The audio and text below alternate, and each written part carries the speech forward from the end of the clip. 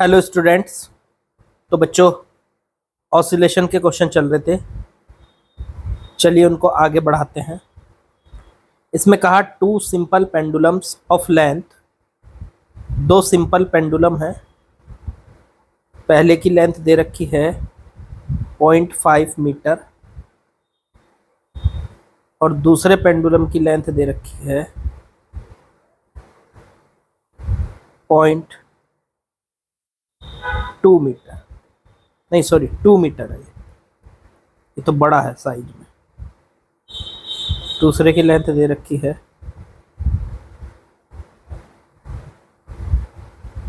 2 metre. Okay, अब आपसे कहा अगर दोनों स्मॉल लीनियर डिस्प्लेसमेंट देके छोड़ दिए जाए सेम टाइम पे सेम डायरेक्शन में, तो सेम फेज में वो कितने ऑसिलेशन के बाद आएंगे। सेम फेज का मतलब है कि जैसे पहला अगर मीन पोजीशन पे होगा पहला पेंडुलम, तो उसी टाइम पे दूसरा पेंडुलम भी मीन पोजीशन पे होना चाहिए, उसे कहते हैं सेम फेज। तो पूछा है कि कितने चक्कर लगाने के बाद ये जो छोटे वाला पेंडुलम है दोनों सेम फेज में आ जाएंगे। तो इसका तरीका, हमने एक सवाल और किया था इस पे ऐसा ही। इसका तरीका यह है कि हम पहले फर्स्ट वाले सिंपल पेंडुलम का टाइम पीरियड निकाल लेते हैं। वो आएगा T1 is equal to 2 pi under root L बटे जी, मतलब 0.5 बटे में जी। फिर दूसरे वाले का निकालने, बड़े वाले का, T2 बराबर 2 पाई अंडर रूट में 2 बटे जी। अब दोनों को करते हैं डिवाइड, मान लो T1 बटे T2, तो 2 पाई अंडर रूट 0.5 बटे जी बटे में 2 पाई अंडर रूट 2 बटे जी। जी से जी कट गया, 0.25 से 2 पाई से 2 पाई कट गया। ये आ गया अंडर रूट में 0.5 और बटे में अंडर रूट में 2। देखो एक काम कर लेते हैं, 0.5 को लिखा जा सकता है 1 बटे रूट 2, 1 बटे 2, और फिर पूरे का रूट और बटे में रूट 2। तो ये आ जाएगा T1 बटे T2 बराबर 1 बटे रूट 2 बटे में रूट 2 बटे 1। तो ये चला जाएगा 1 बटे 2। इसका मतलब T1 बराबर 2T1 बराबर T2 आ गया। इसका मतलब मैं ये कह सकता हूं जो पहला पेंडुलम है उसका जो टाइम पीरियड है वो दूसरे पेंडुलम का आधा है। देख लो रिलेशन में, दूसरे पेंडुलम से आधा है। ठीक है, अब इसका मतलब अगर मैं पहले पेंडुलम से 1 राउंड लगवाऊंगा तो दूसरे पेंडुलम से 2 राउंड लगेंगे, तब जाके ये इक्वेशन बराबर आएगी। खुद सोचो, T1 की वैल्यू तो 1 और T2 की वैल्यू हो गई 2। ठीक है, तो उल्टा बोल गया मैं शायद। T1 की वैल्यू 1 आ गई तो इधर भी 2 आ गया भाई, 1 इंटू में 2 तो 2 आ गया। देखो ये, और T2 की वैल्यू भी 2 है तो इधर भी 2 आ गया, तो 2 इक्वल्स टू 2 हो गया। मतलब पहले वाले का टाइम पीरियड तो है अगर 1 सेकेंड, तो दूसरे वाले का टाइम पीरियड बच्चों उसका डबल है, 2 सेकेंड है। मान लिया ये कि 2 सेकेंड है। तो अब खुद सोचो, दोनों को सेम फेज में आने के लिए पहले वाला कितने राउंड लगाएगा। तो जो पहले वाला राउंड लगाएगा वो लगाएगा 2। देखो इसकी मल्टीप्लाई किससे हो रही, 2 से मल्टीप्लाई हो रही। तो फर्स्ट वाले के राउंड होंगे 2, तो सेकंड वाले का राउंड होगा 1। तो सेकंड वाला राउंड लगाएगा 1 सेकंड वाला, और फर्स्ट वाला लगाएगा 2। तो ये 2 राउंड में वापस उसी पोजीशन पे आएगा जिसमें ये 1 राउंड में आएगा। तो इसका मतलब उन्होंने पूछा था शॉर्टर के लिए उसका आंसर क्या होगा। तो छोटे वाला जो पेंडुलम होगा वो 2 राउंड लगाएगा, इसलिए इसका आंसर हो गया सी, 2 राउंड लगाने के बाद।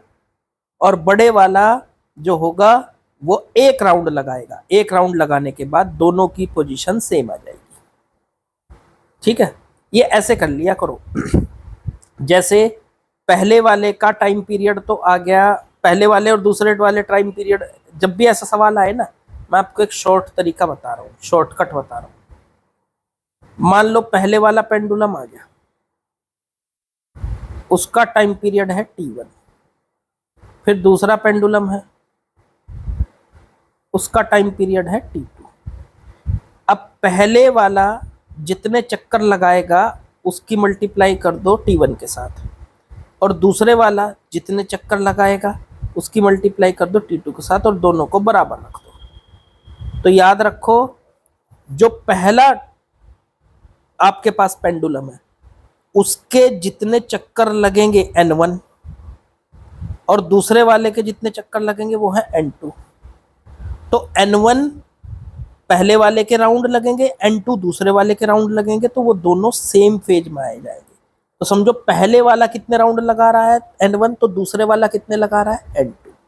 तो वही यहाँ पे देखो, T1 वाला जो है मतलब पहला, वो कितने राउंड लगा रहा है, उसके मल्टीप्लाई में कौन है 2, और जो T2 वाला है उसके मल्टीप्लाई में कौन माना जा सकता है यहाँ 1।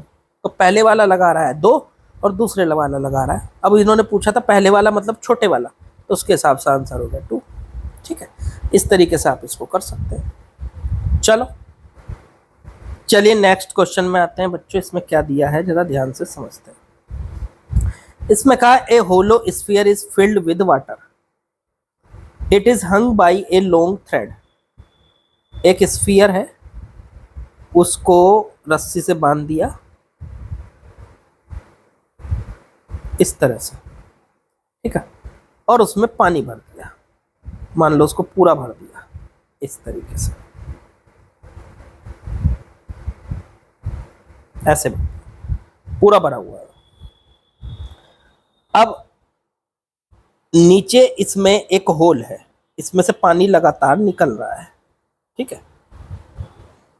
अच्छा, जब ये पूरा भरा हुआ है तो उस टाइम पे इसका जो होलो स्फीयर है ये पूरा भरा हुआ है पानी से, तो उस टाइम पे इसका सेंटर ऑफ मास कहाँ होगा सर? बीचों बीच होगा, बीचों बीच। देखो जहां मैं बना रहा हूं ये सेंटर ऑफ मास है। तो जब इसका टाइम पीरियड निकालोगे T, तो वो आएगा 2 पाई √L/G। L क्या लिया जाता है? ये लेंथ रस्सी की। कहाँ से लेते हैं? जहाँ पे रस्सी बंधी हुई है वहाँ से लेके और जहाँ तक ये पार्टिकल बंधा हुआ है उसके सेंटर तक, यहाँ से यहाँ तक लेते हैं इस L की वैल्यू। तो ये L की वैल्यू होगी, ठीक है, ये सेंटर ऑफ मास तक। तो अब सुनो, ये जो टाइम पीरियड है शुरुआत में इसका जो सेंटर ऑफ मास है वो बिल्कुल बीचों बीच है, तो रस्सी की लेंथ बिल्कुल बीचों बीच के सेंटर से लेके ऊपर तक लेनी है और टाइम पीरियड निकाल देना है। अब अगर पानी बह रहा होगा तो खुद सोचो, क्या इसका सेंटर ऑफ मास नीचे खिसकेगा? जैसे यही है, यही था ये पानी, मान लीजिए इतना बह गया, इतना रह गया बस, तो इसका सेंटर ऑफ मास भी तो नीचे आ जाएगा यहाँ। पहले इसका सेंटर ऑफ मास बीचों बीच था, अब इसका सेंटर ऑफ मास नीचे खिसक गया। नीचे खिसकने की वजह से क्या होगा? जो इसमें रस्सी बंधी है उसकी इफेक्टिव लेंथ, ये जो L है देखो, ये बढ़ जाएगी, L की वैल्यू बढ़ जाएगी। देख लो, सेंटर ऑफ मास के नीचे खिसकने से, पहले सेंटर ऑफ मास बीच में था, अब थोड़ा नीचे खिसक गया क्योंकि पानी नीचे की तरफ चला गया, तो सेंटर ऑफ मास नीचे खिसक गया, तो ये L लेंथ बढ़ जाएगी। अब लेंथ बढ़ेगी, L बढ़ता है तो टाइम पीरियड भी बढ़ेगा। इसका मतलब पानी जैसे जैसे इसमें कम होगा, शुरुआत में टाइम पीरियड उसका इंक्रीज होगा, ठीक है। फिर जैसे पानी पूरा निकल गया, अगर पूरा निकलने के बाद पानी ये बिल्कुल खाली हो जाएगा। जब खाली हो जाएगा तो इसका सेंटर ऑफ मास फिर वापस बीच में आ जाएगा, क्योंकि फिर तो पानी तो निकल चुका है, पानी का सेंटर ऑफ मास तो खत्म हो गया। फिर तो इस बॉल का सेंटर ऑफ मास हो जाएगा वापस, तो बॉल का सेंटर ऑफ मास आ जाएगा, ये जो स्फीयर है इसका सेंटर ऑफ मास आ जाएगा, फिर से वही लेंथ L हो जाएगी वापस। इसका मतलब हो ये रहा है कि जब पानी पूरा भरा हुआ है तो सेंटर ऑफ मास बीच में है, जब पानी थोड़ा सा निकल गया सेंटर ऑफ मास नीचे खिसक गया, और पानी सारा निकल गया सेंटर ऑफ मास वापस फिर वहीं पहुंच गया ऊपर बीच में। तो इसका मतलब पहले लेंथ बढ़ी तो टाइम पीरियड भी बढ़ा, और फिर उसकी लेंथ वापस सेंटर ऑफ मास ऊपर खिसक गया, लेंथ फिर घट गई, तो लेंथ घटी तो टाइम पीरियड भी घटा। तो ऑप्शन नंबर ऐसा होगा जिसमें पहले टाइम पीरियड इंक्रीज हो रहा है और फिर टाइम पीरियड डिक्रीज हो रहा है।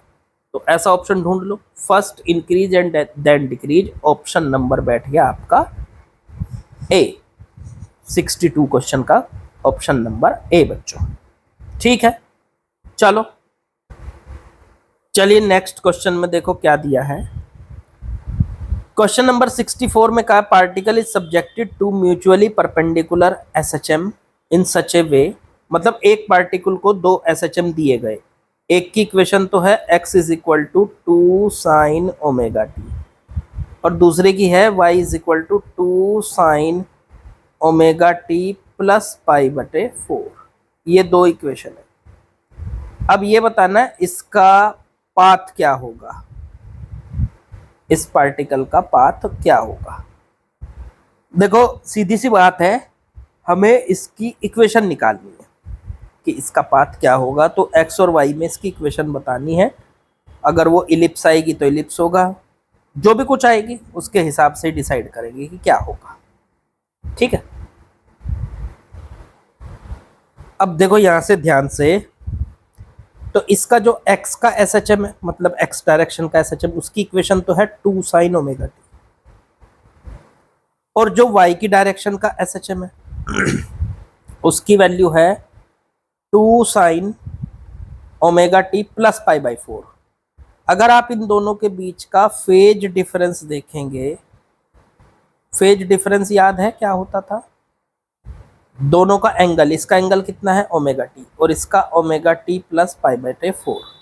तो इन दोनों के एंगल का जो डिफरेंस है ओमेगा टी प्लस पाई बटे 4 और माइनस में ओमेगा टी से ओमेगा टी कट गया, ये आ गया पाई बटे 4। ये है इसका फेज डिफरेंस। और जब फेज, इसे फाई से रिप्रेजेंट करते हैं, जब फेज डिफरेंस पाई बाई 4 होता है हमारे पास सेम इक्वेशंस में, तो इलिप्स होता है उसका रिजल्टेंट। ठीक है, तो ये बात आपको याद रखनी चाहिए नीट वालों को कि अगर हमारे पास अलग अलग दो इक्वेशन दे रखी हैं और उनका फेज डिफरेंस पाई बटे 4 है, एक x की इक्वेशन एक y की इक्वेशन, दोनों सेम होनी चाहिए। देखो ये बिल्कुल सेम है, सिर्फ इनका फेज डिफरेंस, देखो यहाँ भी 2 साइन, यहाँ पे भी 2 साइन, ओमेगा टी है यहाँ, omega t plus pi by 4 है, बस फेज डिफरेंस कितना है पाई बटे 4। तो अगर फेज डिफरेंस पाई बटे 4 होता है तो उसका आंसर इलिप्स होता है। इसका जो रिजल्टेंट पाथ आता है आपका वो बच्चों इलिप्स आता है, इसलिए इसका जो आंसर होगा, ये आपको याद रखना है, याद रखने वाली बात है ये। ठीक है, इसका आंसर होगा आपका सी। ठीक है, चलो वैसे इसको मैथमेटिकली किया जा सकता है, प्रूफ किया जा सकता है। आप बिल्कुल इसको ऐसे कर सकते हो कि x और y की एक इक्वेशन बना लो, उसमें से t हटा दो, x और y की जो इक्वेशन आएगी वही इलिप्स होगा। लेकिन वो बहुत बड़ा मेथड है, आप इसको याद रख सकते हैं। ठीक, चलो चलिए नेक्स्ट क्वेश्चन पे आते हैं बच्चों। क्या दिया इसमें, if a simple harmonic oscillator has got a displacement 0.02 metre, okay, and acceleration equals to 2 meter per second square at any time, okay, the angular frequency of oscillator is equal to, तो angular frequency हमको बतानी है। ठीक है, अब चलिए जो दी है बातें उसको लिख लेते हैं पहले। एक सिंपल हार्मोनिक ऑसिलेटर है, मतलब एसएचएम कर रहा है। ठीक है, उसका डिस्प्लेसमेंट और एक्सेलरेशन दे दिया किसी टाइम पे, उसी टाइम का डिस्प्लेसमेंट उसी टाइम का एक्सेलरेशन। ठीक है, द एंगुलर फ्रीक्वेंसी निकालनी है। एंगुलर फ्रीक्वेंसी होती है ओमेगा, ओमेगा बताना है, बिल्कुल आसान है। एक बात बताओ, एक्सेलरेशन और डिस्प्लेसमेंट के बीच में क्या कनेक्शन है? तो एक्सेलरेशन का फॉर्मूला होता है ए बराबर माइनस का ओमेगा स्क्वायर एक्स। ठीक है, अगर यहाँ से माइनस को छोड़ दे, क्योंकि माइनस क्या बताता है, डायरेक्शन, माइनस को छोड़ दो तो ए बराबर आ जाएगा ओमेगा स्क्वायर एक्स। ए दे रखा है 2, ओमेगा स्क्वायर एक्स की वैल्यू दे रखी 0.02, ये बटे में ले जाओ इसके, ओमेगा स्क्वायर बराबर 2 बटे में 0.02, पॉइंट हटाओ 100 लगाओ, 2 से 2 कट गया, ओमेगा स्क्वायर बराबर 100, तो ओमेगा बराबर आ गया बच्चों 10, 100 का अंडर रूट क्या आ जाएगा 10 रेडियन पर सेकेंड। ये हमारा आंसर आ गया, ओमेगा बराबर आ गया 10 रेडियन पर second. Option number A is correct. तो फर्स्ट वाला ऑप्शन हमारा करेक्ट है। बिल्कुल आसान सा सवाल था, बस ये फॉर्मूला पता होना चाहिए यार, क्या था ये, कुछ भी नहीं। चलो चलिए नेक्स्ट क्वेश्चन में आते हैं, क्या दिया है। A simple pendulum is suspended from A roof of trolley. Okay, बहुत आसान है ये भी। देखो एक ट्रॉली है, ट्रॉली की छत से बंधा हुआ है एक सिंपल पेंडुलम, ठीक है। अब सिंपल पेंडुलम का टाइम पीरियड होता है 2 पाई अंडर रूट एल बटे जी। एल तो है इसकी रस्सी की लेंथ और जी है इस पे लगने वाली ग्रेविटी, या ग्रेविटी के अलावा और भी कोई फोर्स होगा तो वो भी इस जी के अंदर आएगा, ठीक है। अब यहां से पूछा है कि यहाँ पे ये जो जी है, ये जी इफेक्टिव वो टोटल कितना लगेगा अगर ये ट्रॉली अल्फा एक्सेलरेशन से आगे चलना शुरू कर दे। देखो आप एक बात समझो, इसके अंदर जो पेंडुलम है उस पे 2 फोर्स लग रहे हैं, एक तो नीचे की तरफ इसका वेट mg, और ट्रॉली आगे जाएगी तो पीछे की तरफ लगेगा इस पे सूडो फोर्स ma। तो इन दोनों का जो रिजल्टेंट अगर कर ले तो वो बैठेगा यहाँ, ये होगा इसका रिजल्टेंट नेट फोर्स। वो कितना आएगा एफ नेट, तो नेट फोर्स आएगा mg का स्क्वायर प्लस ma का स्क्वायर और पूरे का अंडर रूट। m कॉमन ले लो, स्क्वायर अंदर रह गया जी स्क्वायर प्लस a स्क्वायर और पूरे का अंडर रूट। m बाहर ले लो, अंदर रह गया अंडर रूट में जी स्क्वायर प्लस a स्क्वायर। ये इस पे लगने वाला नेट फोर्स है। इससे आप किसकी वैल्यू निकाल सकते हो, जी इफेक्टिव की वैल्यू निकाल सकते हो, ठीक है। अब यहाँ पे अकेला mg नहीं लग रहा, mg के साथ साथ एक और फोर्स लग रहा, तो उसकी वजह से इसका जो जी इफेक्टिव है वो होगा फोर्स बटे मास। फोर्स तो आया m under root g square plus a square बटे में मास हो गया m से m कट गया, तो जी इफेक्टिव की वैल्यू हो गई अंडर रूट में जी स्क्वायर प्लस a स्क्वायर। लो जी ये हो गई। इस वैल्यू को उठा के यहाँ फॉर्मूले में रख दो, तो t इज इक्वल टू आ गया 2 पाई अंडर रूट एल बटे जी। जी की जगह रखा जाता है जी इफेक्टिव। अगर अकेला mg लग रहा हो तो खाली जी होता है, और mg के साथ साथ और भी फोर्स लग रहे हो तो यहाँ पे आ जाएगा अंडर रूट में जी स्क्वायर प्लस a स्क्वायर। लो जी ये टाइम पीरियड आ गया। अब ये टाइम पीरियड आ गया तो इसके हिसाब से अगर हम कंपेयर करें, इसने पूछा था कि t की वैल्यू अगर 2 पाई अंडर रूट एल बटे जी हो तो ये जो नीचे g है यहाँ पे g की वैल्यू क्या रखनी पड़ेगी इनमें से, तो क्या रखनी पड़ेगी, क्या आया देखो यहाँ पे, देखो ये रहा, तो ये आया सर हमारा जी स्क्वायर प्लस a स्क्वायर का अंडर रूट, मतलब ऑप्शन नंबर ए क्या है, ये अल्फा था, मैंने ए ले लिया हर जगह, चलो कोई बात नहीं, आप यहाँ अल्फा सोच के आंसर दे दो, तो under root g square plus alpha square, तो ये डी ऑप्शन हमारा करेक्ट हो गया। बिल्कुल आसान सा सवाल, बताओ समझ में आया कि नहीं आया, ठीक है। तो बस इसका शायद कल एक लेक्चर और होगा और इसके सारे क्वेश्चन खत्म हो जाएंगे, चैप्टर कंप्लीट हो जाएगा, ठीक है। प्रैक्टिस करते रहिए, प्रैक्टिस ही आपको परफेक्ट बनाएगी, और लगातार लगे रहिए, क्वेश्चन करते रहिए। कल मिलते हैं, बाकी क्वेश्चन कल करेंगे। लाइक शेयर सब्सक्राइब कमेंट कर दीजिएगा बच्चों जरूर। चलिए।